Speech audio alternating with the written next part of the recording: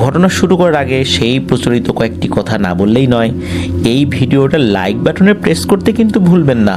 আর এই ভিডিওটার লিঙ্কটাও আপনারা শেয়ার করবেন এই অনুরোধ ব্যক্ত করছি। আপনারা যারা ঘটনা পাঠাতে চান তারা লিখে অথবা রেকর্ড করে যে কোনোভাবে ঘটনা পাঠাতে পারবেন afnanthehorrorworld@gmail.com এই ইমেল অ্যাড্রেসে। ইমেল অ্যাড্রেসের স্পেলিংটা হচ্ছে AFNANTHEHORRORWORLD afnanthehorrorworld@gmail.com। স্পেলিংটাও এই ভিডিওর ডিসক্রিপশনেই দেওয়া রয়েছে। প্রিয় লিসেনার্স, আমাদের ফেসবুক পেজ এবং গ্রুপের লিঙ্কটাও এই ভিডিও ডিসক্রিপশনে দেওয়া রয়েছে। সেখানে গিয়ে আপনারা আমাদের ফেসবুক পরিবারের সদস্য হয়ে আপনারা আপনাদের মূল্যবান মতামতগুলো পোস্ট করে বা কমেন্ট করে জানাতে পারেন। প্রিয় লিসেনার্স, আমার আরও একটি ইউটিউব চ্যানেল রয়েছে আফনান স্পি নামে, সেটার লিঙ্কও এই ভিডিওর ডিসক্রিপশনে দেওয়া রয়েছে। সেখানে গিয়ে আপনারা আমাদের ওই চ্যানেলও সাবস্ক্রাইব করতে পারেন। চলুন কথা না বাড়িয়ে মূল ঘটনাতে চলে যাই।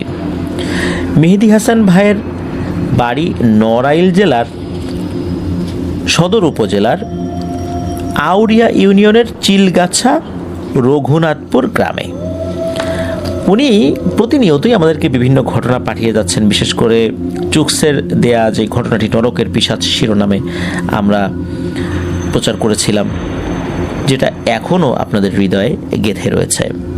চলুন আমরা আজকের ঘটনাটি শুনে আসি। এই ঘটনাটি এই মেহেদী হাসান ভাই ওনার মায়ের কাছ থেকে সংগ্রহ করেছিলেন। আর এই ঘটনাটি ঘটেছিল ওনার মায়ের আপন ছোট মামা জালাল মিয়ার সাথে। তো চলুন শুরু করি। সময়টা ছিল 1988 সাল, মানে 88 সালের ঘটনা। আর 88 সাল বা 88 সাল বললেই সবার চোখের সামনে এক বন্যার স্মৃতি চলে আসে। ওই সময় অনেকেরই জন্ম হয়নি, হয়তোবা মুরব্বীদের মুখ থেকে শুনেছেন। আর যাদের জন্ম হয়েছে, যারা এই ঘটনা শুনছেন, তারা সেই ঘটনার স্মৃতি অনেকেরই মনে থাকার কথা। সেই বন্যার ভয়াবহতা যে কেমন প্রভাব ফেলেছিল সারা দেশে, সেটি আসলে কারোরই অজানা নয়। আর এই বন্যার প্রকোপ থেকে বেঁচে যায়নি এই নড়াইল জেলার প্রত্যন্ত এলাকাগুলোও। নড়াইল জেলার লোহাগাড়া উপজেলার ব্রাহ্মণডাঙ্গা গ্রামের উত্তরপাড়ার বাসিন্দা হচ্ছে এই জালাল নানা। জালাল নানার বয়স তখন 35 কি 36 বছর। তো জালাল নানাকে এই মেহেদী হাসান ভাইয়ের মা, খালা বা অন্যরা সবাই ধলা মামা বলে ডাকতেন। লম্বা চওড়া দেহ, ফর্সা সুদর্শন একজন মানুষ। পেশায় জালাল নানা কৃষক। তাছাড়া তার দুটো হালের বলদ রয়েছে, যেগুলো দিয়ে উনি জমি চাষ করেন। আর ধানের মৌসুমে ধান বহন করার জন্য আবার এই গরু দুটিকে উনি গরুর গাড়িতেও কাজে লাগান। অসচ্ছল পরিবারের সদস্য ছিলেন না। পরিবারের মা, বাবা, ভাই বোন, সাথে অন্যান্য আত্মীয় স্বজনদেরকে নিয়ে বেশ সুখে শান্তিতেই ছিলেন আর কি। আর উনি বিবাহিত ছিলেন, স্ত্রী সন্তানও ছিল। তো সেবার বন্যায় দু চোখ যেদিকে যায় শুধু পানি আর পানি। জালাল নানাদের বাড়ির 3 পাশে রয়েছে বিশাল নলা বিল। বাড়ির ভিটাটা যথেষ্ট উঁচু ছিল, তবুও বাড়ির উঠান পর্যন্ত কিন্তু পানি উঠে গেছে। দৈনন্দিন জীবনযাপন এক প্রকার হুমকির মুখে পড়ে যায়। খাবার দাবার থেকে শুরু করে নিয়ে গবাদি পশুর খাদ্য সংকট দেখা দেয় চারপাশে। দুর্যোগ মোকাবেলা করতে বেশ বেগ পেতে হচ্ছে, সেটা বলার অপেক্ষাই রাখে না। এক রাত্রে নানা শুয়ে শুয়ে চিন্তা করছেন যে কি করা যায়। গভীর রাত, চারপাশে কোলা ব্যাঙের ঘ্যাঙর ঘ্যাঙর ডাকে মুখরিত পরিবেশ। গোয়াল ঘর, যেটা মানে গোয়াল ঘর থেকে গরুর হাম্বা হাম্বা ডাক শোনা যাচ্ছে। রাতের বেলা কিন্তু গরু সাধারণত ডাকে না, কিন্তু ডেকে চলছে ক্ষুধার তাড়নায়। কারণ গোয়াল ঘরে তাদেরকে রাখা হয়েছে, কিন্তু তাদের পেটে ক্ষুধা। গবাদি পশুর খাদ্য সংকট চরমে পৌঁছেছে। তো গরু দুটো এভাবে ক্ষুধার তাড়নায় হাম্বা হাম্বা করছে, মালিককে ডাকছে। গরু দুটোর জন্য কিন্তু খুব মায়া হচ্ছে জালাল নানার। গত 2 দিনে শুধু একটা কলা গাছ খেতে দিয়েছিল এই গরু দুটিকে।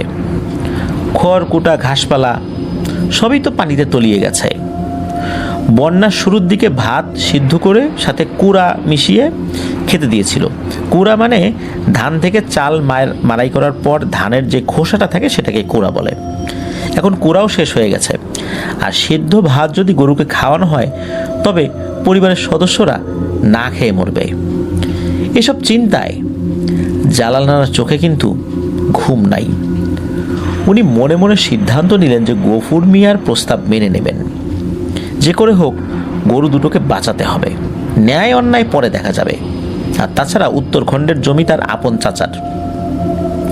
আসলে জালাল নানাকে কিসের প্রস্তাব দিয়েছিল গফুর মিয়া? গফুর মিয়া জালাল নানাকে বলেছিল যে বিলের উত্তরখণ্ডের কিছু জমি আছে, সেখানে কিছু ধান গাছ আছে যেগুলো এখনো জীবিত। এই জাতের ধান সবসময় পানির উপরে ভাসে। এই ধানের বৈশিষ্ট্য হলো রাতারাতি এরা পানির উপরে নাকি উঠে আসতে পারে, এই ধরনের একটা বৈশিষ্ট্য।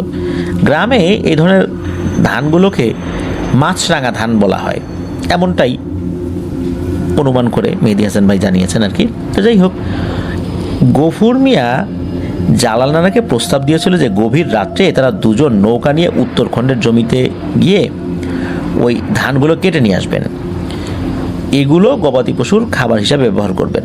এখন গফুর মিয়ার যুক্তি হচ্ছে এই বন্যার ভেতরে এই ধানগুলো তো আর শেষ পর্যন্ত হবে না, কিন্তু যেহেতু ভেসে আছে, কাঁচা আছে, তাহলে আমরা গরুগুলোকে খাইয়ে গরুগুলোকে বাঁচাতে পারি। তো এই কাজ করে অন্তত গরুগুলোকে বাঁচিয়ে রাখা যাবে। তো জালাল নানা এসব চিন্তা ভাবনা করে বিছানা থেকে উঠে পড়েন। বেড়া যেটা ছিল, বেড়া থেকে কাঁচি অর্থাৎ যেটা দিয়ে ধান কাটা হয় ওটা বের করে ঘর থেকে বেরিয়ে পড়েন। উঠোনের কোণে খড়ের স্তূপ করা ছিল, সেখানে আবার পানি উঠে নিচের খড়গুলো পচে গেছে, অনেকটাই পচে গেছে, এবং নিচ থেকে ভিজতে ভিজতে আস্তে আস্তে ওই ভেজা অংশ উপরের শুকনো অংশকেও টাচ করে সেগুলো আস্তে আস্তে ভিজিয়ে দিচ্ছে। সাধারণত খড়ের নিচের অংশ ভিজে গেলে উপরের অংশ আস্তে আস্তে আস্তে আস্তে ভিজতে থাকে। আর ভেজা বা পচা খড় কিন্তু গরু খায় না। তবুও জালাল নানা সেই খড়ের পালা থেকে ওই রাতের বেলায় খড় সরাতে থাকেন। কি করবেন, গরুগুলোর আর্তনাদ উনি সইতে পারছিলেন না। শুকনো খড়ের আশায় জালাল নানা খড় সরিয়ে দেখেন ভিতরে আছে কিছু শুকনো খড়। অবশেষে তিনি আধা ভেজা কিছু খড় পেয়ে যান। সেগুলোর আবার কিছু অংশ উনি কাঁচি দিয়ে কেটে ফেলে দেন। আর যতটুকু ওনার কাছে মনে হয়েছে এগুলো রাখা যায়, সেগুলো তাল গাছ দিয়ে বানানো যে ডোঙাগুলো আছে, এক ধরনের সরু নৌকা, ওগুলোর উপর উনি রাখতে থাকেন। ঘর থেকে অনেক খোঁজাখুঁজি করার পর কিছু ভুসি পান, সেগুলো খড়ের সাথে মিশ্রণ করে গরু দুটোর সামনে দেন। ক্ষুধার্ত গরু দুটো এই আধা শুকনো খড়, যেগুলো কখনো খায় না তারা, এগুলো মুহূর্তের মধ্যে খেয়ে ফেলে। আসলে পেটের এক কোনায় তো পড়ে রয়েছে ওদের, কিন্তু তারপরও কিছুটা তো পেটে পড়েছে দানা পানি। যাই হোক, গরু দুটোকে কিছুটা যে খাবার দেয়া গেছে, এতেই আল্লাহর কাছে শুকরিয়া আদায় করে জালাল নানা গোয়াল থেকে ঘরে চলে আসেন। কিছুটা খাবার পেয়ে গরু দুটো ডাকাটাকি বন্ধ করে দেয় সাময়িকভাবে। পরদিন জালাল নানা গফুর মিয়াকে জানান যে গফুর মিয়ার প্রস্তাবে সে রাজি। এখন সমস্যা হলো যে যেই জমিতে যাবেন এটা যদি জানাজানি হয় যে এই দুইজন ব্যক্তি তারা অন্যের জমির কাঁচা ধান কেটে নিয়ে আসছে, কারণ সেই ব্যক্তিও তো ওই কাঁচা ধান কেটে তার গবাদি পশুকে খাওয়ানোর পরিকল্পনা করে রাখতেও পারে। কিন্তু ওনারা যে দুজন যাচ্ছেন এটা তো স্রেফ একটা চুরি বলা চলে, কারণ মালিকের অনুমতি ছাড়া নিয়ে আসাটা তো আসলে চুরি। কিন্তু কি করবেন, গবাদি পশুগুলোকে তো বাঁচাতে হবে। আর এই গফুর নানা উনি বলেন যে আজকে মধ্যরাতে আমি তোমার বাড়ি আসবো জালাল, তুমি তৈরি থেকো। কাজটা ভোরের আলো ফোটার আগে শেষ করে ফেলতে হবে, কেউ দেখে ফেললে কিন্তু মান সম্মান আর থাকবে না। তো জালাল নানা বলেন যে ঠিক আছে। এই বলে এই জালাল নানা গফুর মিয়ার কাছ থেকে প্রস্থান করেন, চলে আসেন। তো নানা সেদিন সন্ধ্যা রাত্রে খাওয়া দাওয়া শেষ করে বারান্দায় একটা চৌকি পাতা ছিল, সেখানে শুয়ে পড়েন। মাঝ রাতে কারো ডাকে নানার ঘুম ভাঙে। কেউ তাকে ফিসফিস করে বলছে, এই জালাল মিয়া উঠে পড়ো, এখনো ঘুমায় আসো? তো জালাল নানা চোখ মেলে দেখেন যে গফুর মিয়া দাঁড়িয়ে আছে। তো ধর্মর করে উনি উঠে পড়েন। বালিশের নিচ থেকে বিড়ির প্যাকেট এবং দেশলাই কোমরে গুজে বেড়া থেকে কাঁচি বের করে আর বাঁশের ছোট দিয়ে বা বাঁশ দিয়ে যে বৈঠা বানানো হয় আর কি, তো ওইটা নিয়ে ডোঙায় উঠে পড়েন। তাল গাছ দিয়ে বানানো সরু ডোঙাগুলো, এগুলো তো আপনারা অনেকেই হয়তো বা দেখেছেন। তো যাদের ধূমপান করার অভ্যাস আছে অধিকাংশ মানুষ কিন্তু ওই ঘুম থেকে ওঠার পরই একটা সিগারেট ধরায় বা বিড়ি ধরায়। তো জালাল নানা বিড়ির প্যাকেট থেকে দুটো বিড়ি বের করেছেন, একটা নিজের ঠোঁটে গুজে যখনই আর একটা গফুর মিয়ার দিকে এগিয়ে দিয়েছেন তখনই গফুর মিয়া রাগান্বিত কণ্ঠে বলে ওঠে, এখন কি বিড়ি টানার সময় হলো? বিড়ি ফেলে দিয়ে তাড়াতাড়ি আমার পিছু পিছু আসো। গফুর মিয়ার এমন আচরণে জালাল নানা তো বেশ অবাক হন। গফুর মিয়া মানা করা সত্ত্বেও জালাল নানা নিজের বিড়িটা জ্বালিয়ে নিলেন, উনি খাবেন না তাতে কি। তারপর তিনি দেখেন যে গফুর মিয়ার ডোঙা নিয়ে বেশ সামনে এগিয়ে গেছে। এখন জালাল নানার হাতে থাকা অন্য বিড়িটা, যেটা উনি এই গফুর নানাকে দিতে গিয়েছিলেন, ওই জিনিসটা আসলে বিড়ির প্যাকেটে রাখার সময় পেলেন না। উনি বিড়িটা কানে গুজে জালাল নানা ডোঙা নিয়ে ছুটলেন গফুর মিয়ার পেছনে পেছনে। জালাল নানা খেয়াল করলেন যে গফুর মিয়া খুব দ্রুত তার ডোঙা বাইছে। তার সাথে তাল মেলাতে গিয়ে জালাল নানার পক্ষে কিন্তু খুবই কষ্ট হয়ে যাচ্ছে বা খুব কঠিন হয়ে যাচ্ছে যে তার সাথে সাথে থাকা, একটা ডিস্টেন্স কিন্তু থাকেই। তো জালাল নানা পেছন থেকে বলে ওঠেন, ও গফুর মিয়া, আর একটু আস্তে ডোঙা বাও মিয়া, এত তারা কিসের তোমার? কিন্তু গফুর মিয়া এই কথার কোনো জবাব দেয় না। জালাল নানা আবার ডাক দেয়। তিনি বলেন, ও গফুর মিয়া, আরে কি হলো ভাই তোমার, এত তাড়াহুড়া করতেছো কেন? তো জালাল নানা যত কিছুই বলুক না কেন, গফুর মিয়া কিন্তু তার কথায় কোনো ভ্রুক্ষেপ না করে তার মতো করে তার ওই তাল গাছের ডোঙা বাইতে থাকে। গফুর মিয়ার আচরণে জালাল নানার কিছুটা সন্দেহ হলেও তিনি মনে মনে ভাবেন হয়তো বা রাত শেষের পথে আর এই জন্য তাড়াহুড়া করছে গফুর মিয়া, লোকজন দেখে ফেলে তো মান সম্মান থাকবে না। যাই হোক, কষ্ট হলেও একসময় তারা দুজনে পৌঁছে যায় সেই উত্তরখণ্ডের ধান খেতে। জালাল নানা ধান কাটা শুরু করেন আর গফুর মিয়ার উদ্দেশ্য করে বিভিন্ন ধরনের কথা বলতে থাকেন, কিন্তু গফুর মিয়া কোনো সারা শব্দ দেয় না। জালাল নানা তো সন্দেহ হয়, কারণ হলো জালাল নানা এত কথা বলছেন কিন্তু গফুর মিয়া কোনো উত্তরই দিচ্ছে না। গফুর মিয়ার ডোঙার দিকে তাকাতে জালাল নানা লক্ষ্য করেন যে গফুরের ডোঙার উপরে কেউ নাই। আরে গফুরের ডোঙার উপরে কেউ নাই, গফুর গেল কোথায়? এটা দেখে তো জালাল নানা অবাক, কোথায় গেল সে? চারপাশে শুধু পানি আর পানি। জালাল নানা তো তার ডোঙা নিয়ে আশেপাশে খুঁজতে থাকে গফুর মিয়াকে, কোনো বিপদ হলো না তো, কোনো ভূত পেতনি ধরলো না তো। আকাশে চাঁদ ছিল, তবে সেটা মেঘের আড়ালে লুকোচুরি খেলছে। কখনো চাঁদের আলো বাইরে বেরিয়ে আসছে, কখনো আবার ঢেকে যাচ্ছে। আচ্ছা আলো এই জালাল নানা খুঁজে চলেছেন গফুর মিয়াকে। একটা সময় জালাল নানা পানি ঝাপটানোর শব্দ শুনতে পান। তিনি লক্ষ্য করেন গফুর মিয়া ধান ক্ষেতের ভেতর থেকে উঠে আসলো। মানে কেউ যদি ডুব দেওয়ার পর আবার উপরে ওঠে তখন পানিতে এক ধরনের শব্দ হয় না, তো ওই রকম শব্দ আর কি। জালাল নানা দেখলেন গফুর মিয়া এক লাফে তার তাল গাছের ডোঙার উপরে উঠে এলো। জালাল নানা আরও খেয়াল করেন যে গফুর মিয়া সাদা কাপড়ে মোড়ানো কিছু একটা টেনে ডোঙার উপরে তুলল। নানা ভালো করে লক্ষ্য করে দেখলেন যে সেটা আসলে একটা লাশ। জালাল নানা কিছু বুঝে ওঠার আগে গফুর মিয়া ওই লাশের পেটের উপর বসে পড়ে, আর সাথে সাথে গফুর মিয়া ভয়ঙ্কর একটা রূপ ধারণ করে। চাঁদের আলোতে যতটুকু দেখতে পান সেই বর্ণনা অনুযায়ী ওই জিনিসটার দেহ কাঠামো ছিল মানুষের মতোই, কিন্তু হাতে পায়ে ছিল বড় বড় নখ, আর মুখটা বাদুড়ের মতো। ঠিক বাদুড়ের মতো না শেয়ালের মতো বলতে পারেন নাই, তবে উনি বলছেন এটা বাদুড়ের মতো হতে পারে। শরীরটা ছিল মাছের আঁশযুক্ত, আর তার শরীর থেকে মনে হচ্ছে কিছু একটা ঝরে পড়ছে। জালাল নানার আর বুঝতে বাকি রইল না যে তিনি এক মুর্দাখোর পিশাচ জিনের হাতে পড়েছেন। আর এই জিনগুলো শুধু মৃত মানুষের মাংস খায়, তবে কখনো কখনো নাকি জীবিত মানুষকেও তারা আক্রমণ করে। উনি বুঝতে পারলেন যে এই পিশাচটা তাকে এই গফুর মিয়ার রূপ ধরে বাড়ি থেকে এখানে নিয়ে এসেছে। এখন তো তারা নিস্তার নাই। এসব চিন্তা করছে, এরই মধ্যে ওই পিশাচ জিনটা বলে ওঠে, কিরে জালাল, খাবি নাকি? এই বলে ওই খবিশ জিনটা তার হাতের ঢাল ও নখ ব্যবহার করে ওই লাশটা খুবলে খুবলে খেতে থাকে। জালাল নানা যে কি করবেন সেটা বুঝে উঠতে পারছেন না। উনি চিন্তা করছেন, আচ্ছা যা দেখছি তা কি ঠিক দেখছি নাকি আমি ঘুমের মধ্যে আছি। একটা পর্যায়ে ঘটে ভয়ানক এক ঘটনা। এসব ভয়ঙ্কর জিনিস দেখতে দেখতে তো নানার হৃৎপিণ্ডর যে গতি সেটা দ্বিগুণ হয়ে গেছে। উনি এতটা ভয় পেয়েছেন যে নড়াচড়া করার শক্তিটুকু হারিয়ে ফেলেছেন। একটা সময় খবিশ চিন্তা বলে ওঠে, জালাল, মরা লাশ তো অনেকদিন খাইলাম, এগুলা খেতে আর ভালো লাগে না। এখন জীবিত মানুষের লাশ খেতে কেমন লাগে সেটাও একটু টেস্ট করে দেখি। কতদিন আগে খাইছি, আজকে তোকে অনেক কৌশলে গফুরের সুরত ধরে নিয়ে আসছি রে। আজকে তোকে তো আমি আর ছাড়বো না, কারণ আমার পেটে অনেক ক্ষুধা। এই বলে ওই মুর্দাখোর পিশাচটা বিভৎস হাসি হাসতে থাকে।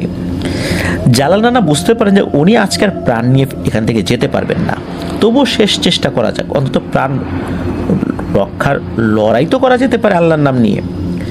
তো ওই যে জালাল নানার কানে একটা বিড়ি গুঁদা ছিল না, ওইটা উনি দ্রুত জ্বালিয়ে নিয়ে ডোঙার মাথাটা কোনোরকম ঘুরিয়ে বাড়ির দিকে বাইতে শুরু করেন। অল্প সময়ের মধ্যেই তার ওই বিড়িটাও শেষ হয়ে যায়। আর তখন পেছন থেকে এক ভয়ঙ্কর হাসির শব্দ তার কানে ভেসে আসে। পেছন দিকে তাকিয়ে দেখেন যে ওই নরখাদক পেছন পেছন আসে, তবে ভেসে ভেসে আসছে হচ্ছে শূন্যের উপর দিয়ে ভেসে ভেসে তার দিকে আগাচ্ছে, হাত দুটোকে লম্বা করে দিয়ে। জালাল নানার ওই সময় বিড়িটাও শেষ হয়ে গেছে। তখন উনি কি করবেন? তার কোমরে বিড়ি থাকলেও সে যে কোমর থেকে বিড়ি বের করে ধরাবেন এই ধরনের সুযোগও পাচ্ছিল, কারণ পেছনে ওই পিশাচটা তার দিকে ধেয়ে আসছে। উনি বুঝতে পারলেন যে এইসব বিড়ি সিগারেট দিয়ে কাজ হবে না, আল্লাহর নাম নিতে হবে। উনি জোরে জোরে আয়াতুল কুরসি পড়তে থাকেন আর প্রাণপণে তার ডোঙাটা বাইতে থাকেন।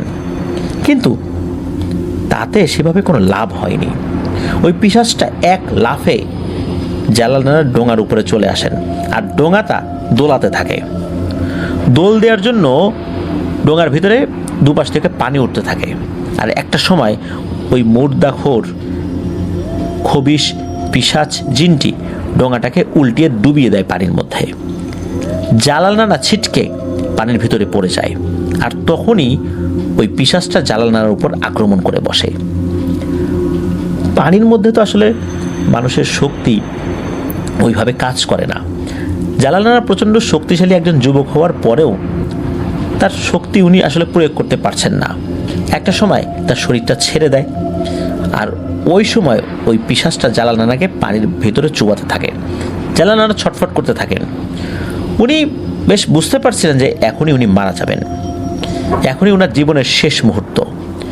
ঠিক তখনই জালাল নানা একটা উজ্জ্বল আলোর ঝলকানি দেখেছিলেন।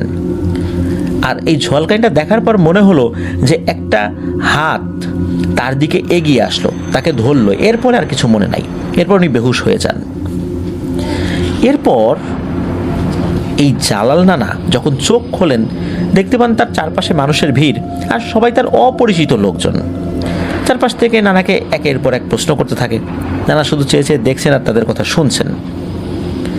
তো ওই লোকগুলো জালাল নানাকে একটা মাচার উপরে শুইয়ে রেখেছেন আর চারপাশে কোমর সমান পানি। এই কোমর সমান পানিতে অনেকগুলো লোক দাঁড়িয়ে আছে। জালাল নানা সমস্ত শরীরে অসম্ভব ব্যথা অনুভব করেন। উপস্থিত একজন জালাল নানাকে ধরে বসান। জালাল নানাকে জিজ্ঞেস করেন যে কি ব্যাপার, আপনি কোথা থেকে আসছেন, নাম কি আপনার? তখন জালাল নানা জিজ্ঞেস করেন, আচ্ছা এটা কোন জায়গা, আমি তো আপনাদেরকে চিনতে পারছি না। তখন একজন উত্তর দেয়, এটা আলফাডাঙ্গা উপজেলা। এই আলফাডাঙ্গা উপজেলা ফরিদপুর জেলার একটা উপজেলা। তো এটা শুনে জালাল নানা খুব অবাক হন। তখন উপস্থিত অনেকে জিজ্ঞেস করেন যে আপনার নাম কি, বাড়ি কোথায়? তখন জালাল নানা উত্তর দেয়, আমার নাম জালাল, আমার বাড়ি নড়াইলের লোহাগাড়া উপজেলায়। এটা শুনে উপস্থিত সবাই বলে, আপনাকে অচেতন অবস্থা আমরা উদ্ধার করেছি। আপনি ডোঙার উপর ভাসছিলেন, আমরা আপনাকে ভাসতে দেখে উদ্ধার করি আর অনেক কষ্টে জ্ঞান ফেরাতে সক্ষম হই। কি হয়েছিল আপনার সাথে, ঘটনাটি খুলে বলবেন? কিভাবে বা এতটা দূরে চলে আসলেন? তখন জালাল নানা তাদেরকে শুরু থেকে সবকিছু খুলে বলেন। সবকিছু শোনার পর উপস্থিত সবাই বলেন, ভাই, আল্লাহ আপনাকে নিশ্চিত মৃত্যুর হাত থেকে বাঁচিয়ে দিয়েছেন। আপনার উপর আল্লাহর একটা বিশেষ রহমত ছিল, আল্লাহর শুকরিয়া আদায় করেন। তো জালাল নানা তাদের সাথে কথা বলে বুঝতে পারেন যে এই জালাল নানা টানা 2 দিন ডোঙার উপরে ভেসেছিলেন। এই 2 দিন ওনাকে কেউ আসলে দেখেও নেই, বা দেখলেও কেউ তাকে আসলে উদ্ধার করেনি। আর ওই সময় তো এই 88 সালের বন্যায় গ্রামের মানুষজন বা বসতি অনেক কম ছিল, আর সবাই নিজের কাজে ব্যস্ত। আর বন্যার মধ্যে তো মানুষ কিভাবে বের হবে, নিজেদের গরু ছাগল নিজেদেরকে নিয়েই মহাব্যস্ত, নিজেরা কিভাবে বাঁচবেন সেটা নিয়েই ব্যস্ত। কোথায় কে ভেসে যাচ্ছে, আর ওই বন্যার সময় অনেকের লাশ তো ভাসিয়ে দেওয়া হয়েছিল, কবর দেওয়ার মতো জায়গাই ছিল না। এরকম অসংখ্য লাশ ভেসে ভেসে কোথায় চলে গেছে। ভাসিয়ে দেওয়ার পেছনে একমাত্র কারণ ছিল, যদি কোথাও উঁচু জায়গা পায়, কোনো মানুষ পায়, হয়তো বা সেখানে কবর দিয়ে দেবে। এই কারণে পরিচিত অনেক আত্মীয় স্বজনের কবর যে ওই 88 সালের বন্যায় কোথায় হয়েছিল, এটা অনেকেই আর জানেন না, নাকি সেগুলো অন্য কোনো কিছুতে খেয়ে ফেলেছিল। এরকমই এক মুর্দার লাশ ধরে ফেলেছিল ওই পিশাচটা। আর ওই সময় জালাল নানাকেও মায়াজালে আবদ্ধ করে নিয়ে এসেছিল গফুর নানা সেজে। কিন্তু গফুর নানা কিন্তু এই বিষয়গুলো জানতেন না। যাই হোক, জালাল নানার সব কথা শুনে উপস্থিত কয়েকজন মিলে জালাল নানাকে তার বাড়িতে এগিয়ে দেন। ওই সময় তারা তাদের নৌকা দিয়ে এগিয়ে দেন। আর এই আলফাডাঙ্গা উপজেলা আর নড়াইলের লোহাগাড়া, এটার মাঝখানে কিন্তু একটা নদী রয়েছে, মধুমতি নদী। তো খুব যে দূর তা না, কিন্তু ওই সময়ের প্রেক্ষাপটে এটা তো অনেক দূরও বটে, তাই না? এখন হয়তো বা যোগাযোগ ব্যবস্থা উন্নত হয়েছে, খুব দ্রুত চলে আসা যায়, কিন্তু ওই সময় প্রেক্ষাপটে কিন্তু অবশ্যই দূর ছিল। তো পরবর্তীতে জানা যায় যে জালাল নানা যখন ওই পিশাচটার আক্রমণে একদম জর্জরিত হয়ে গেছেন, একদম মৃত্যুর কোলে চলে গেছেন প্রায়, তখন হঠাৎ করে কোনো একটা ভালো বুজুর্গ কামেল জিন ওই পিশাচ জিনটাকে আঘাত করে ওখান থেকে সরিয়ে দেয়, আর জালাল নানাকে উদ্ধার করে আবার তার ডোঙার উপরে তোলেন, এবং তার ডোঙাটাও পানির নিচ থেকে তুলে ফেলেন। আর এভাবেই উনি প্রায় 2 দিন ভেসেছিলেন। কেউ কেউ বলেন ওই জিনটাই তাকে 2 দিন ভাসিয়ে রেখেছিল, যাতে করে অন্য কেউ আক্রমণ না করে, ওই পিশাচটা যাতে তার উপর আক্রমণ করতে না পারে। যদি ওই জিনটা তাকে এইভাবে পাহারা না দিত, তাহলে হয়তো ওই জিনটা আবার তাকে আক্রমণ করতে পারত। আর ভালো কিছু মানুষের হাতে পড়ার পর ওই জিনটা হয়তো ওখান থেকে চলে গেছে। তো এইভাবেই এক বুজুর্গ জিনের মাধ্যম দিয়ে আল্লাহ তাআলা তাকে হেফাজত করেছিলেন। জালাল নানা এই ঘটনাটি পরবর্তীতে সকলকে যখন খুলে বলেন, তখন এই ব্যাপারটা সবাই জানেন। প্রিয় লিসেনার্স, আসলেই আল্লাহ তাআলা কখন কাকে আমাদের সাহায্য করার জন্য পাঠাবেন আমরা কেউ জানি না। তখন ওই অবস্থায় এমন একজন এসেছিলেন যাকে হয়তোবা আল্লাহই, হয়তোবা না, এটাই সত্য যে আল্লাহই তাকে পাঠিয়ে দিয়েছিলেন, যার ফলশ্রুতিতে জালাল নানা ওই যাত্রায় রক্ষা পেয়েছিলেন। ধন্যবাদ জানাচ্ছি মেহেদি হাসান ভাইকে। দারুণ একটি ঘটনা আফনান দাহর ওয়ার্ল্ডের লিসেনারদের জন্য পাঠিয়েছেন। আপনার কাছ থেকে আরও অনেক ঘটনা পাবো ইনশাল্লাহ, ইতিমধ্যে পেয়েছিও। আমাদের স্পেশাল কিছু এপিসোডের জন্য সেই ঘটনা অপেক্ষা করছে, খুব দ্রুতই সেই ঘটনাগুলো আসবে। প্রিয় লিসেনার্স, আমরা এবার আমাদের হরর নাইট এপিসোডের পরবর্তী আরও একটি নতুন ঘটনায় যাব। এই ঘটনাটি আমাদের এবারের এপিসোডের শেষ ঘটনা। চলুন শুনে আসি সেই ঘটনাটি। প্রিয় লিসেনার্স, আসসালাম।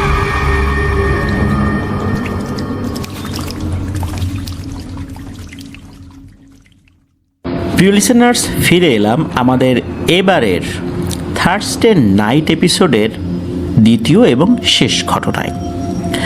প্রিয় লিসেনার্স, আপনারা জানেন যে এই মুহূর্তে দেশের উত্তর অঞ্চলে বন্যা শুরু হয়েছে। একে তো প্রবল বৃষ্টিপাত, তাছাড়া ভারত থেকে নেমে আসা পানির ঢলেও কিন্তু এই বন্যার সৃষ্টি। এই বন্যায় মানুষের যেমন ক্ষতি হচ্ছে, সেই সাথে গবাদি পশু এবং অন্যান্য জীবজন্তুরও কিন্তু অনেক ক্ষয়ক্ষতি হচ্ছে। এই প্রকৃতিতে মানুষই একমাত্র প্রাণী নয়, এই প্রকৃতিতে আরও অসংখ্য প্রাণী রয়েছে, যেটা আমরা সবাই জানি। কিন্তু মানুষের টিকে থাকার জন্য এই প্রকৃতিতে যত ধরনের প্রাণী রয়েছে সবারই টিকে থাকা প্রয়োজন। আমরা প্রতিনিয়ত বিভিন্ন জায়গায় ত্রাণ কর্মকাণ্ড পরিচালনা করা দেখি। এই ত্রাণ কর্মকাণ্ড অধিকাংশই পরিচালিত হচ্ছে মানুষকে অন্ন বা বাসস্থান সংক্রান্ত যে ব্যাপারগুলো, যেগুলো নিয়ে সমস্যার সৃষ্টি হয়েছে, সেগুলো যেন মেকআপ করা যায়। কিন্তু আমরা কি একবারও ভেবে দেখেছি এই বন্যায় মানুষের যেমন ক্ষুধা লাগে, ঠিক তেমনি গবাদি পশুরও ক্ষুধা লাগে, তাদেরও কিন্তু খাবারের প্রয়োজন রয়েছে। কিন্তু বন্যায় তারা যে খাবারগুলো খাচ্ছে সেগুলো নষ্ট হয়ে গেছে, ঘাস পানির নিচে চলে গেছে, খড়গুলো ডুবে গেছে, তাদেরও কিন্তু প্রচণ্ড ক্ষুধা। আমরা অনেক খাবার যারা নিয়ে যাচ্ছি, সেই সাথে আমরা আমাদের যেই অঞ্চলগুলো এখনও বন্যা প্লাবিত হয়নি সেখান থেকে আমরা পশু খাদ্যও যেন নিয়ে যাই, এটাও যেন আমরা মাথায় রাখি। বিশেষ করে আমাদের এবারের এপিসোডের প্রথম ঘটনাটিতে আমরা দেখেছি যে এই 88 সালের বন্যায় যেই সমস্যাটা সৃষ্টি হয়ে গিয়েছিল চতুর্দিকে, সেখানে গবাদি পশুরাও কিন্তু খুব মারাত্মক ঝুঁকিতে ছিল। বহু সংখ্যক গবাদি পশু কিন্তু মারাও গিয়েছে। প্রিয় লিসেনার্স, আমরা যেখানে ত্রাণ তৎপরতা চালাবো সেখানে এই বিষয়টাও যেন মাথায় রাখার চেষ্টা করি। যতটুকু সম্ভব আমাদের তরফ থেকে আমরা এই প্রাণীগুলোকেও যেন বাঁচিয়ে রাখার চেষ্টা করি, কারণ আমাদের শরীরের আমিষের একটি বড় অংশই কিন্তু এদের থেকে আসছে। সুতরাং এরা যদি না থাকে, আমরা কি থাকতে পারবো? প্রিয় লিসেনার্স, আমাদের আশেপাশে গবাদি পশু ছাড়াও যে সমস্ত প্রাণীগুলো রয়েছে, কুকুর, বিড়াল, এদেরকেও যেন আমরা খেয়াল রাখি, কারণ প্রকৃতিতে ওদেরও টিকে থাকার দরকার রয়েছে। মানুষ তার নিজেদের স্বার্থে হলেও তাদেরকে টিকিয়ে রাখতেই হবে। চলুন প্রিয় লিসেনার্স, আমরা চলে যাব আমাদের এবারের এপিসোডের দ্বিতীয় এবং শেষ ঘটনায়। এই ঘটনাটি নিয়ে আমি একটু কথা না বললেই নয়, কারণ হচ্ছে এবারই প্রথম আমি কোনো একটি ঘটনার বেশ কিছু বিষয় হাইড করে বলছি, মানুষের নিরাপত্তার কথা চিন্তা করে নয়। আমরা যত ঘটনা পাই সব ক্ষেত্রেই দেখি যে কোনো মানুষ বলেন যে ভাই আমার নাম বলা যাবে না, অমুক জায়গার নাম বলা যাবে না, এই বিভিন্ন ব্যাপারগুলো। কিন্তু এই ঘটনাটিতে একদম পুঙ্খানুপুঙ্খ বিবরণ ছিল, একদম গুগল ম্যাপেও সেটা দেখার সুযোগ ছিল বা সুযোগ আছে। কিন্তু সঙ্গত কারণে আমি বেশ কিছু জায়গা হাইড করে যাচ্ছি। শুধু এতটুকু বলবো, জায়গাটি ফরিদপুর জেলার বোয়ালমারী উপজেলার কোনো একটি গ্রামে। আর যেখানে দুজন ব্যক্তির নাম বলছি, এই দুইজন ব্যক্তিও খুব প্রভাবশালী দুজন ব্যক্তি। এলাকাতে তাদের যথেষ্ট সুনাম রয়েছে, তাদের প্রচুর ভূসম্পত্তি রয়েছে ওই এলাকাতে। তো তাদের নামগুলো আমি ছদ্মনাম হিসাবে ব্যবহার করছি। একজনের নাম শফিক, আর একজনের নাম রতন। তবে এতটুকু বলছি, তাদের নামের প্রথম যে বর্ণটা, সেই বর্ণের সাথে মিল রেখে ছদ্মনামটা নির্ধারণ করেছি। তো এই যে শফিক ভাই, উনি কিন্তু দীর্ঘদিন প্রবাস জীবনে ছিলেন। করোনার সময়ে উনি দেশে আসার পর আর যান নাই, কারণ দেশে তো তাদের প্রচুর ভূসম্পত্তি রয়েছে, সেগুলো নিয়েই বাকি জীবন কাটিয়ে দেবেন, এমনই একটা ইচ্ছা ছিল। তো ঘটনা যখন ঘটে, সালটা কিন্তু খুব বেশি দিন আগের না, 2021 সালে। 2021 সালে যখন ঘটনাটি ঘটে, তখন সময়টা গ্রীষ্মকাল এরকম ছিল আর কি। তো ব্যাপারটা ছিল কি, যে ওনাদের যেই জমিগুলো ছিল, এই জমির মধ্যে একটা বড় অংশে ওনারা আখ লাগাতেন, কারণ মধুখালী একটা চিনির কল রয়েছে। ফরিদপুরের অধিকাংশ আখগুলো কিন্তু মধুখালী চিনির কলে যায়। এই জন্য ওই এলাকার বলতে ফরিদপুরের বিস্তীর্ণ এলাকাতে কিন্তু আখের চাষটা অনেক বেশি হয়, আর পাটের সিজনে পাট হয় অনেক বেশি। তো ওনাদের অনেক জায়গা নিয়ে আখের চাষ করা হয়েছিল। এখন সমস্যা হয় কি, রাতের বেলা গ্রামের কিছু দুষ্টু লোক তাদের গরু ছাগলগুলো নিয়ে এসে এই আখ খেতে ছেড়ে দেয় খাওয়ানোর জন্য। বিশেষ করে আখ যখন একদম ছোট থাকে, তখন কিন্তু এগুলো অনেকটা নেপিয়ার ঘাসের মতো ওরকম দেখা যায়, তখন এগুলো ছেড়ে দেয়। আবার বড় হলেও ছেড়ে দেয়, গরু ছাগল ছেড়ে দেয়। এই জন্য রাতের বেলা মাঝে মাঝে গিয়ে পাহারা দিয়ে চলে আসতে হতো। তো এই যে যিনি শফিক ভাই, একদিন শফিক ভাই যান, একদিন রতন ভাই যান, দুজন কিন্তু আপন ভাই। তো ওনাদের পরিবারের সদস্য যারা রয়েছে আর কি, তারা তো আছেই, কিন্তু ওনারা দুজন যেতেন আর কি। তো এক রাত্রে পালা পড়ে হচ্ছে এই শফিক ভাইয়ের। তো শফিক ভাইয়ের যেখানে আসলে ওই আখের ক্ষেতটা বিস্তীর্ণ এলাকা ধরে লাগানো ছিল, ওই কাছাকাছি ওনার একটা স্যালো মেশিন ঘর ছিল। তো ওই স্যালো মেশিন ঘরে গিয়ে উনি চিন্তা করেছেন যে একটু বিশ্রাম নেব, কিছুক্ষণ হাঁটাহাঁটি করব, হাতে টর্চ লাইট নিয়ে, বেশ বড় ওই চার্জার টর্চ লাইট যেগুলো ছিল আর কি, অনেক দূর পর্যন্ত আলো যায়, তো ওগুলো একটা নিয়ে বের হয়েছিলেন আর কি। তো উনি যখন বাড়ি থেকে বের হয়েছেন তখন রাত 11:30 বাজে। 2021 সালের প্রেক্ষাপটে ওই এলাকায় কিন্তু রাত 11:30 আহামরি অত রাত না, তখনও অনেক মানুষ ঘুমায় নাই, অনেকের বাড়িতে ইলেকট্রিসিটি রয়েছে, কেউ কেউ ওই রাত্রেও টেলিভিশন দেখছে। তো উনি রাত 11:30টার দিকে বেরিয়ে গেছেন, চিন্তা করেছেন ঘন্টাখানেক একটু তদারকি করে আবার চলে আসব, আর বিশ্রাম নেব হচ্ছে ওই বোরিং ঘর বা স্যালো মেশিন ঘরে আর কি। তো ওখানে কিন্তু চৌকি ছিল, বিছানা ছিল, মশাই ছিল, মানে ঘুমানোর জন্য যা যা সরঞ্জামাদি দরকার সেখানে সবই ছিল। তো উনি প্রথমে চারদিকে একটু হাঁটাচলা করে দেখেন যে না, কেউ আসে নাই। তো উনি চিন্তা করেছেন যে আরও কিছুক্ষণ থাকি, রাত 2-2:30টার দিকে দেখি বাসায় যাব। এখন তার 2-2:30 পর্যন্ত করবেন কি, উনি চলে যান ওই স্যালো মেশিন ঘরে। স্যালো মেশিন ঘরে গিয়ে ওইখানে উনি মশারি টানিয়ে শুয়ে পড়েন, চিন্তা করেন যে একটু ঘুমাই, উঠে আবার দেখে আবার বাড়িতে চলে যাব। তো উনি শোয়ার পরে ঘুমিয়ে গেছেন। আর ঘুমানোর পর ওনার আসলে মনে নাই যে কতক্ষণ উনি ঘুমিয়েছেন। ওনার ঘুম ভাঙে বাচ্চাদের হাসাহাসির শব্দে। উনি চিন্তা করলেন কী ব্যাপার, এত রাত্রে এখানে বাচ্চারা হাসাহাসি করছে, ব্যাপারটা কি? তো উনি করেছেন কি, ওই ওনার যে স্যালো মেশিনের ঘর বা বোরিং ঘরের দরজাটা একটু ফাঁকা করে বাইরে দেখার চেষ্টা করছেন আসলে এলো কারা। তো উনি চিন্তা করেছেন এই বাচ্চা কাচ্চারা মনে হয় ছাগল টাগল নিয়ে আসছে খেতে ছেড়ে দেওয়ার জন্য। তো উনি একটু ফাঁকা করে দেখেন যে দুটো বাচ্চার বয়স 3 থেকে 4 বছর হবে। 3 থেকে 4 বছর বয়সী বাচ্চারা যেভাবে দৌড়ায়, যেভাবে হাসে, যেভাবে খেলে, সেভাবে খেলা করছে। কিন্তু তারা কিন্তু খেলা করছে একটা গরুকে কেন্দ্র করে। গরুটা বেশ তাগড়া, একদম ধবধবে সাদা, মানে একদম সাদা ধবধবে বলতে যেটা বোঝায়, এত সাদা গরু হয় না সচরাচর। আর গরুটা অদ্ভুত রকমের সুন্দর, যেমন উঁচু তেমন স্বাস্থ্য, তেমন গায়ের সাদা রং, তেমন একটা সৌন্দর্য ওই গরুটার মধ্যে রয়েছে। আর এই বাচ্চা দুটো এই গরুটার কাছে যাচ্ছে, মাথায় হাত দিচ্ছে, পায়ে হাত দিচ্ছে, লেজ ধরে টানছে, আর গরুটাও এই বাচ্চা দুটোর সাথে খেলা করছে। মনে হচ্ছে গরুটাও হাসছে, যদিও বা গরু হাসতে পারে না, কিন্তু ওনার কাছে মনে হচ্ছে গরুটাও ওই বাচ্চা দুটোর সাথে হাসাহাসি করছে, এমনটা মনে হচ্ছে ওনার কাছে। উনি দেখলেন গরুটার গলা একটা দড়ি রয়েছে, দড়িটাও অদ্ভুত রকমের। এখন প্রশ্ন হতে পারে উনি দেখলেন কিভাবে, অন্ধকারের ভিতরে এত কিছু উনি দেখলেন কিভাবে?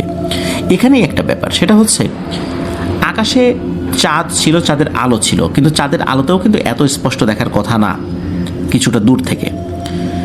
উনি খেয়াল করলেন যে এদের শরীর থেকে অদ্ভুত রকমের এক ধরনের আলো বের হচ্ছে, মনে হচ্ছে চাঁদের সমস্ত আলোই ওদের শরীরের উপর পড়েছে, এই 3 জনের শরীরের উপর পড়েছে, যার কারণে উনি খুব স্পষ্টভাবে দেখছিলেন। উনি এগুলো দেখার পরও কিন্তু অস্বাভাবিক কোনো কিছুই মনে করেন নাই। উনি কি করেছেন, হাতের টর্চ লাইটটা নিয়ে বাইরে বের হয়েছেন এবং টর্চ লাইটটা ওইদিকে ধরেছেন। আর তখনই হয়েছে কি, ওই যে দুটো বাচ্চা, এই দুটো বাচ্চা এক দৌড়ে, ওনাদের পাশে আর একটা ক্ষেত ছিল, ওখানে নেপিয়ার ঘাস লাগানো হয়েছিল, অনেক বড় বড় এক ধরনের ঘাস, অনেকে চিনে থাকবেন আর কি। তো ওই ক্ষেতের মধ্যে দৌড়ে চলে যায়। আর উনি গিয়ে কি করেছেন, ওই গরুটার দড়ি ধরে ফেলেছেন। ওই গরুটা ওখান থেকে সরতে পারে নাই কোনো একটা কারণে। তো উনি ওই রাত্রে কি করেছেন, চিন্তা করলেন যে এই গরুটা নিয়ে এখন কি করব, আমি আমার বাসায় নিয়ে যাই। তো উনি ওই গরুটা নিয়ে ওনার বাসায় গিয়ে গোয়াল ঘরে অন্য গরুদের সাথে বেঁধে রাখেন। বেঁধে রেখে উনি শুয়ে পড়েন। তো ওই রাত্রেই উনি একটা স্বপ্ন দেখেন। রাত তখন 3:30টারও বেশি বেজে গেছে, উনি যখন ঘুমিয়েছেন আর কি বাসায় ফিরে। উনি স্বপ্নে দেখেন যে একজন বৃদ্ধ, বেশ অনেক বয়স, খুবই নুরানি চেহারা, বয়সের ভারে অনেকটা কুঁজো হয়ে গেছে। তো ওই বৃদ্ধটি এই শফিক ভাইকে বলছে, বাবা শফিক, এই গরুটাকে ছেড়ে দাও, ওর দুটো বাচ্চা আছে, বাচ্চা দুটো না খেয়ে আছে, ওরা মায়ের বুকের দুধ ছাড়া অন্য কিছুই খায় না, তুমি ওদেরকে ছেড়ে দাও, তুমি এই গরুটাকে ওর সন্তানদের কাছে পাঠিয়ে দাও, যেখান থেকে নিয়ে আসছিলা ওখানে রেখে দিয়ে আসো। তো এরকম কয়েকবার বলেন ওই বৃদ্ধ লোকটি।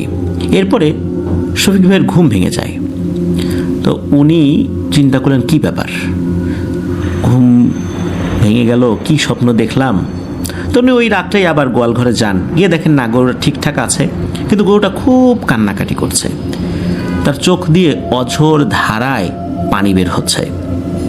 উনি আসলে বুঝতে পারছিলেন না যে আসলে ব্যাপারটা কি। উনি যেগুলো দেখলেন ঠিক দেখলেন, তখন চিন্তা করলেন যে হয়তোবা আশেপাশের কারো গরুই হবে, কিন্তু এত সুন্দর গরু উনি জীবনেও কখনো দেখেন নাই।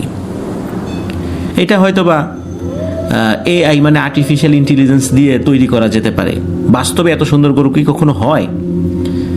উনি চিন্তা করলেন যে যাই হোক, সকালবেলা আমি একটু গোপনে খোঁজ খবর নেই যে কারো গরু হারিয়েছে কিনা। তো উনি সকালবেলা ঘুম থেকে উঠে গোয়ালঘরে গিয়ে দেখলেন যে না, গরুটা ঠিকঠাকই আছে। কিন্তু উনি যে এই গরুটা নিয়ে এসেছেন, ওনার পরিবারের সদস্যরাও এই বিষয়টা গোপন রেখেছিলেন, নিষেধ ছিল, কাউকে বলা যাবে না।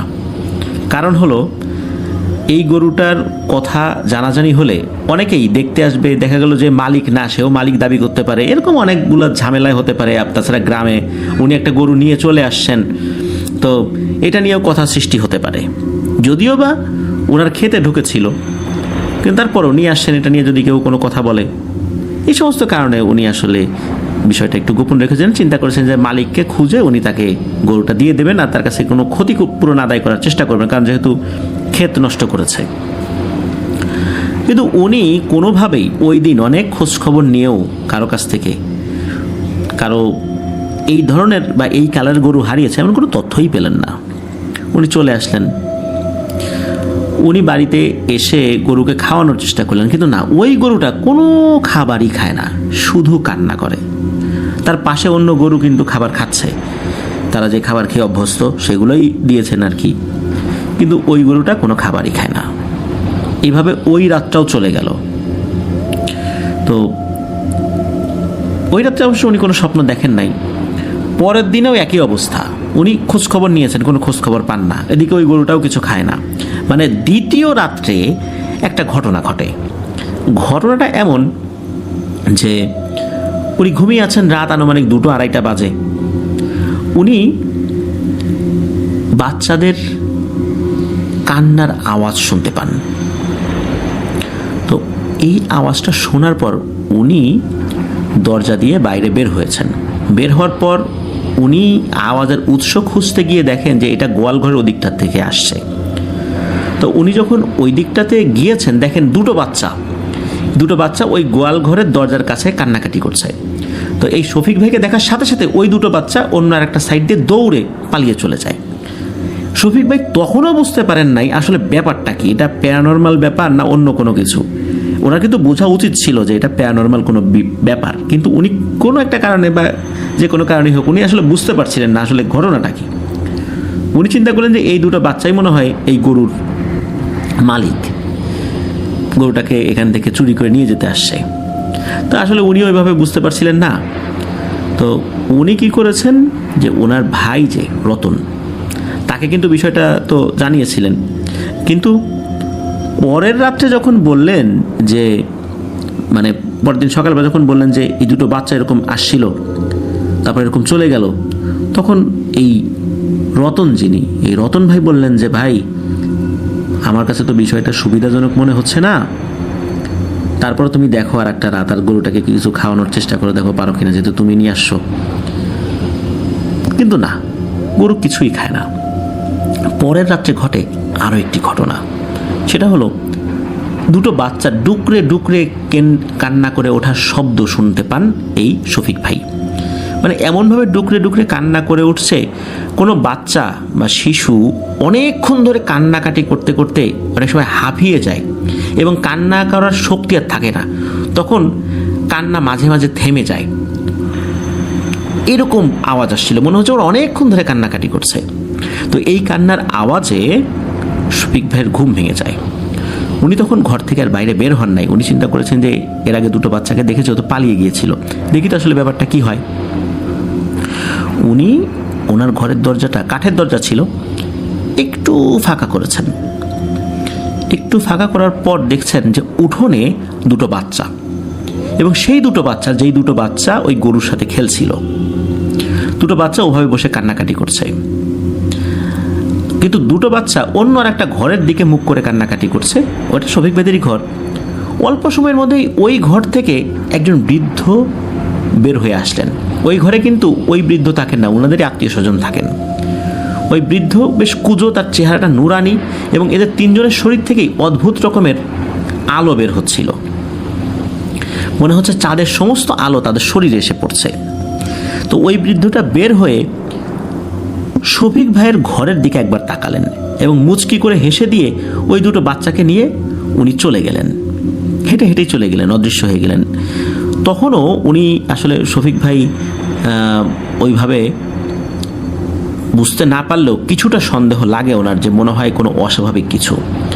উনি ওই রতন ভাইয়ের সাথে আরও অনেক বিষয় শেয়ার করেন, যে ভাই আমি তো এই জিনিসটা দেখলাম। তখন রতন ভাই বলে যে আমার মনে হচ্ছে বিষয়টা স্বাভাবিক কিছু না, এই গরুটা অস্বাভাবিক কিছু, আমাদের উচিত হয় না এই গরুটা ধরে নিয়ে আসা। এখন কি করণীয়? বলে যেহেতু ওরা রাতের বেলা আসতেছে, আমরা রাতের বেলা গরুটাকে ছেড়ে দিয়ে রাখি, এটাই ভালো হবে।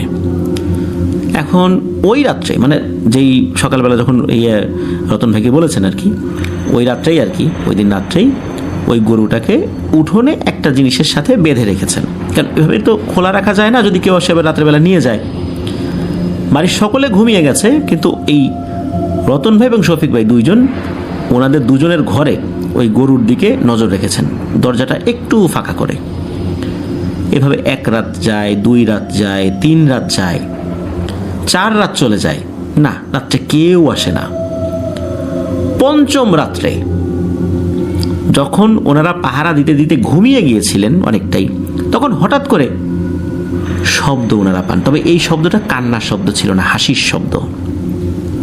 ওনারা দেখতে পান ওই দুটো বাচ্চা ওই গরুটার সাথে খেলছে, গরুটার মাথা ধরছে, পা ধরছে, লেজ ধরছে, গরুটাও তাদের সাথে খেলছে, হাসছে। আর ওই যে একজন বৃদ্ধ, উনিও পাশে দাঁড়িয়ে আছেন, উনিও হাসছেন। এখন এই রতন ভাই এবং শফিক ভাই চিন্তা করেছেন যে তাদের সাথে একটু কথা বলা যায় কিনা। এই চিন্তা করে ওই যখন ওনারা দেখেছেন, ওনারা যখন বের হয়েছেন, তখন তিনজনই মুহূর্তের মধ্যে হাওয়া হয়ে গিয়েছে, মানে গায়েব হয়ে গিয়েছে। কিন্তু গরুটা ওরকমই রয়েছে। গরুটা তখন আবার কান্না শুরু করে দিয়েছে। গরুটা তো শব্দ করে কাঁদতে পারে না, তার চোখ দিয়ে পানি পড়ছে ক্রমাগত। আসলে এই শফিক ভাই এবং রতন ভাই বের হয়েছিলেন যে আসলে তাদের সাথে কথা বলার কোনো সুযোগ আছে কিনা, সাহস করে বের হয়ে আসছিলেন, কিন্তু না, হলো না।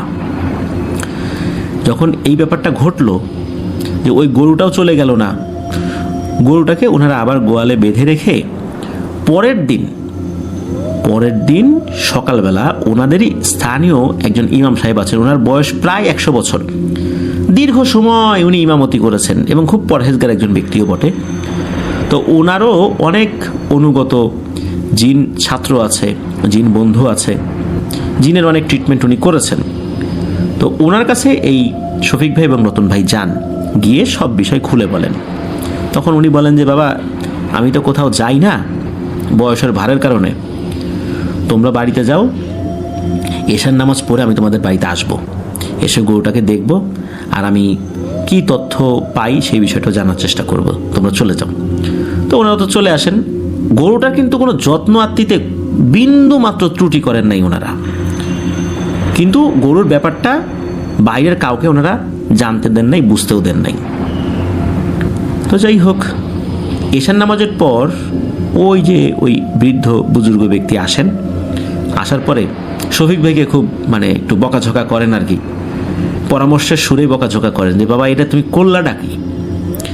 আসলে এইখানে একটা অন্য ব্যাপার রয়েছে, সেটা হলো এই যে গরুটাকে দেখছো এটা হচ্ছে একটা পরী, মানে মা জিন। এই মা জিন গরুর সুরতে 1 মাসের জন্য একটা সফরে গিয়েছিল। সফর থেকে এইখানে সে ফেরত আসে, এইখানে তাদের বাচ্চাদের সাথে দেখা হওয়ার কথা। 1 মাস পর বাচ্চারা তার মাকে পেয়ে খুব আনন্দিত, খুব খেলাধুলা করছিল। আর এমত অবস্থায় তুমিও এখানে গেছো। আর এই কারণে বাচ্চা দুটো ওখান থেকে পালিয়ে গেলেও তুমি যেহেতু হাতে টর্চ লাইট ছিল, তুমি গরুর দিকে টর্চ লাইট মেরেছিলে, খুব কাছাকাছি চলে গিয়েছিল দ্রুত, এই জন্য ওই গরুটা তার সুরতটা চেঞ্জ করতে পারে না আর ওখান থেকে চলে যেতে পারে নাই, ও যতই শক্তিশালী হোক না কেন। এটা একটা সীমাবদ্ধতা ছিল, যার ফলশ্রুতিতে তুমি গরুটাকে ধরে আনতে পেরেছিলে। আর এই যে বাচ্চা দুটো, ওরা 1 মাস ওদের মায়ের বুকের দুধ খায় না, ওরা ছিল ক্ষুধার্ত। এখন তুমি এখানে আটকে রেখেছ। এরপরে ওরা এসেছিল, তারপর তোমাকে দেখে ওরা পালিয়েছে। এরপরেও ওরা এখানে এসে কান্নাকাটি করে। আর এই যে বৃদ্ধ লোককে দেখছো, এই বৃদ্ধ লোকটি সেও একটা জিন, সে এই পরিবারের কর্তা।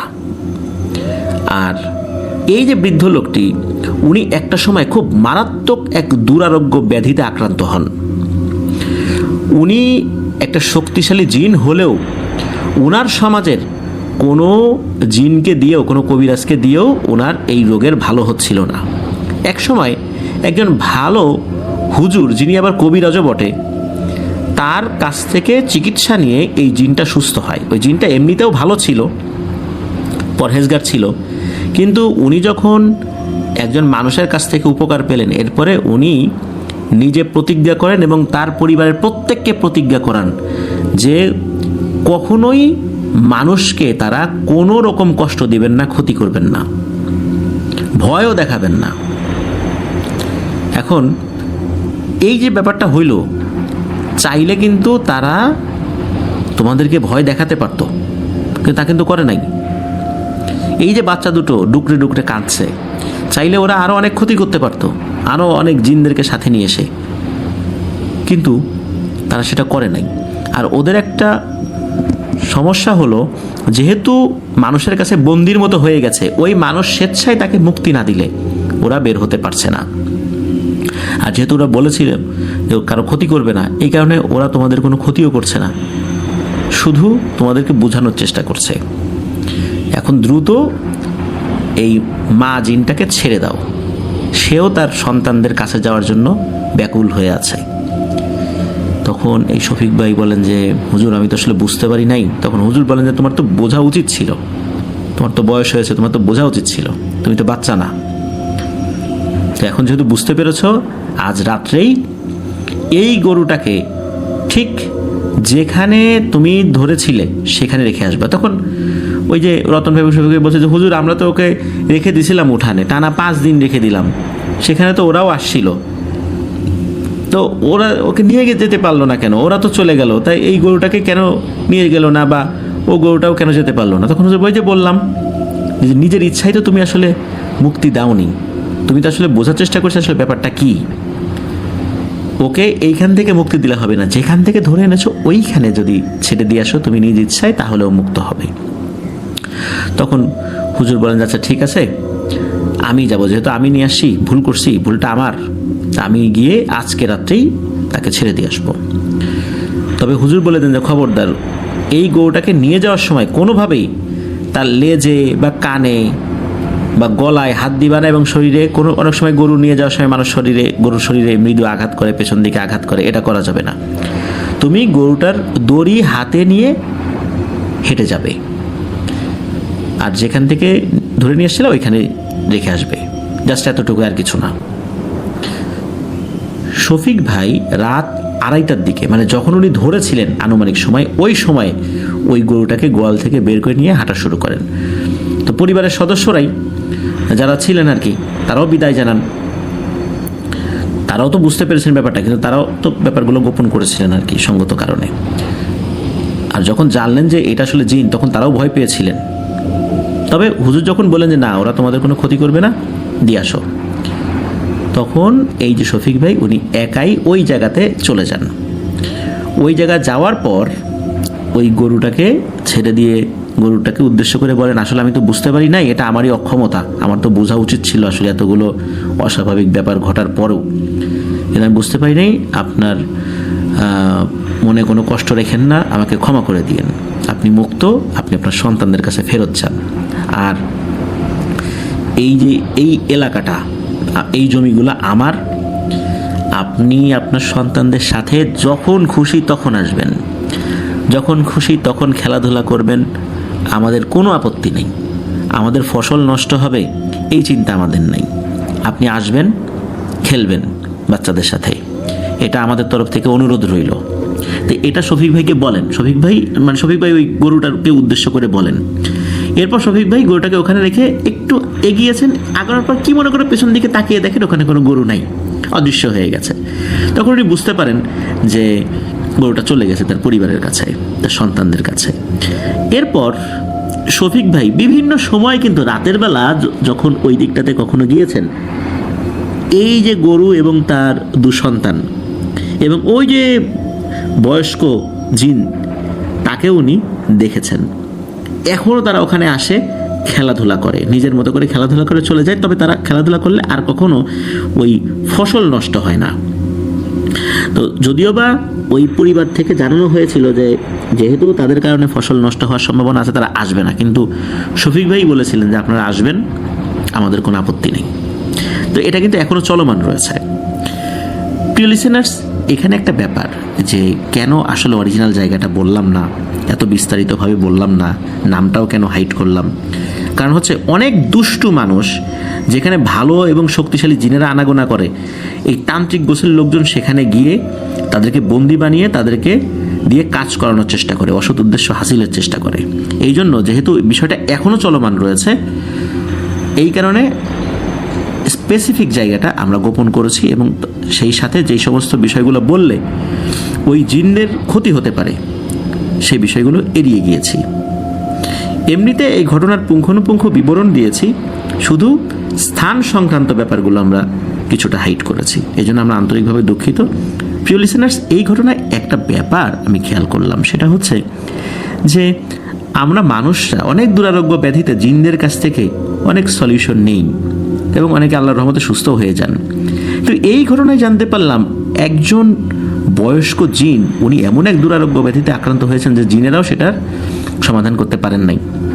অবশেষে একজন মানুষ কবিরাজ এটার সমাধান করে দিয়েছিলেন আল্লাহর রহমতে, যার ফলশ্রুতিতে ওই পরিবার প্রতিজ্ঞা করেছিল তারা মানুষের ক্ষতি করবে না কোনোভাবেই। এই যে ব্যাপারটা, এইটাই একটা ডিফারেন্ট একটা ব্যাপার লেগেছে আমার কাছে, যে জিনেরা সুস্থ করতে পারে কিন্তু সেই জিন এসে মানুষের কাছে চিকিৎসা নিয়েছে, এমনটা কখনো শুনেছেন কি? নিশ্চয়ই, আমি আশা করব অনেকেই এটা শোনেন নাই, আমিও আসলে শুনি নাই। তো এই ঘটনাটার অন্য রকমের একটা বিশেষত্ব এখানে ছিল, আর এই ব্যাপারটি এখনও চলমান রয়েছে। প্রিয় লিসেনার্স, আশা করছি ঘটনাটি আপনাদের কাছে ভালো লেগেছে। আর ঘটনাটি আমাদেরকে যিনি পাঠিয়েছেন তার নাম ইসলাম ভাই, ওনার পুরো নামটা বললাম না, উনি ইউএসএইডে কর্মরত রয়েছেন। উনি বর্তমানে ফরিদপুরের একটা উপজেলায় একটা কাজ করছেন। তো ওই কাজ করতে গিয়ে কৃষি সংক্রান্ত যে ব্যাপারগুলো এই কাজের সাথে জড়িত রয়েছে, তো ওইভাবেই এই 2 ভাইয়ের সাথে ওনার পরিচয় হয়। কথা প্রসঙ্গে যেহেতু ভয়ের ঘটনা উনি সংগ্রহ করেন, আমাদেরকে বেশ কয়েকটা ঘটনা উনি দিয়েছেনও, তো এরপরে উনি ঘটনাটি সংগ্রহ করেন। ওনার বাড়ি কুষ্টিয়া সদরের পেয়ারাতলা নামক স্থানে। ধন্যবাদ জানাচ্ছি ইসলাম ভাইকে এবং আমাদের মেহেদি হাসান ভাইকে আপনাদের চমৎকার দুটি ঘটনার জন্য। প্রিয় লিসেনার্স, আপনাদেরকেও ধন্যবাদ জানাচ্ছি ধৈর্য ধরে পুরো এপিসোডটি শোনার জন্য। প্রিয় লিসেনার্স, আজকের এই এপিসোড থেকে বিদায় নিচ্ছি। আসছে সোমবার অমীমাংসিত রহস্যের আরও একটি এপিসোড শোনার আমন্ত্রণ জানাচ্ছি। সবাই ভালো থাকবেন, সুস্থ থাকবেন, আমার জন্য দোয়া করবেন, আমার পরিবারের জন্য দোয়া করবেন, আপনাদের জন্য দোয়া রইল, আপনাদের পরিবারের প্রত্যেকের জন্য দোয়া রইল। মহান আল্লাহ সুবহানাহু ওয়া তাআলা আমাদেরকে ভালো রাখুন, সুস্থ রাখুন, নিরাপদে রাখুন, আফনান দ্য হোল ওয়ার্ল্ডের সাথে রাখুন। আসসালামু আলাইকুম।